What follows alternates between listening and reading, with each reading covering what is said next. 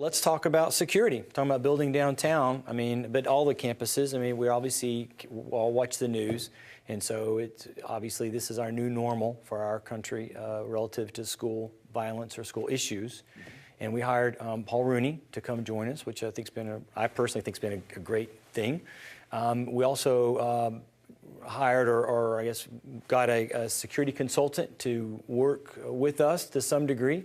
Can you elaborate some on where that information is, a report on just the whole security thing?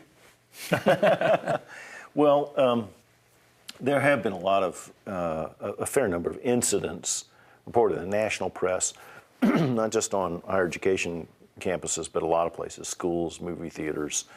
It's dreadful, the level of violence that seems now common in our country. Just the other day, there was a mass killing in Spring, Texas, which is my mailing address when we lived in Texas, and just about 3 miles north of the campus I led there years ago. I would say that all that notwithstanding, first thing I want to say is you'd still statistically be very hard-pressed to find a safer place anywhere in America than a college or university campus, especially a solid community college like Valencia, so you're safe. The second is we take really seriously the potential threat, and the problem with these incidents is there's no threshold that's tolerable. Even one is too many, so you have to work really hard to prevent that.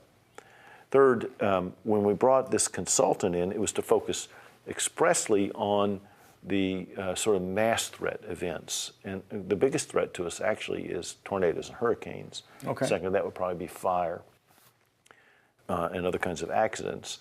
Mass shooters and that sort of stuff have to be dealt with, and so that was in the contract, but that's not really, if you do a realistic threat assessment, the main thing. Okay.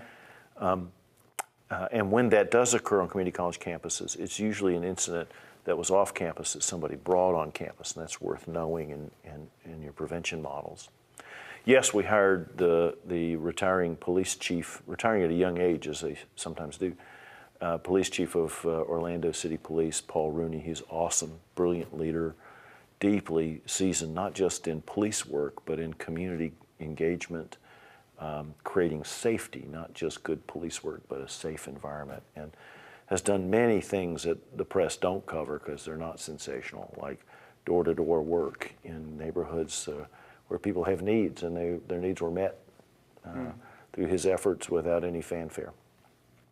Great guy, and I hope you all get to know him and work with him.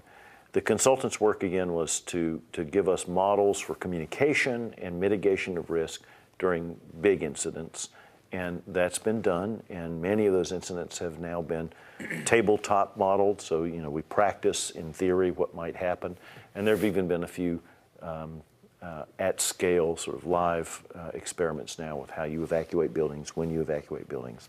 You have to keep up with that because the models that are recommended to us over time have changed. It used to be no matter what happened, you just shelter in place. Now there are models that say that's probably not the best thing in some of the circumstances, and so we have other models of mitigating risk. Excuse me. Our safety statistics, by the way, are a matter of public record and available to every faculty and staff member. We file those every year with the federal government, and they're available online, and I'd encourage you to go get them and look if you're wondering about your campus. It'll tell you about every crime that was reported. Right. Meanwhile, I've asked Chief Rooney to do his own thorough assessment of the day-to-day ordinary risks in the college and make recommendations about how to strengthen security here, and he's well into that. I'm sure would welcome feedback from anybody in the college, but we've already had discussions about strengthening both the presence of sworn law enforcement officers on our campuses at certain times and places, and the image and reality of what our private security, our own security officers are able to do, and the sort of profile they cut on campus, where they spend their time, knowing where the riskiest areas are and being present there rather than someplace else, managing the mix of officers by hour of day and location and so on. So it's a big enterprise, and I think he's just exactly the right guy to lead that. Good. So, and he's going to be bringing probably more information as the fall unfolds with changes or new things that he's embarking on. Or I think to so. us. He makes his first briefing to the board, his sort of preliminary assessment of where we are next week. So here we are in the middle of July. Right. And that's just a preliminary assessment. And then later in the year, a fuller assessment. So he'll be, I'm sure, willing to receive constructive suggestions from anybody in the college community.